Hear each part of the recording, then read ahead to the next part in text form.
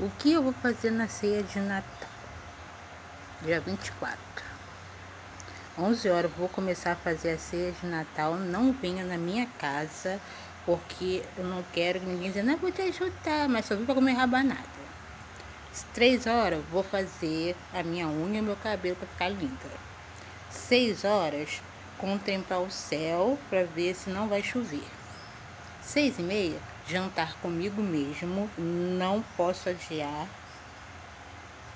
7 horas, contemplar se tá tudo ok, a ceia.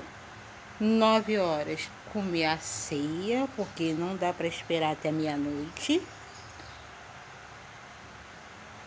11 horas, comer de novo. E Feliz Natal. Uhul! Uhul!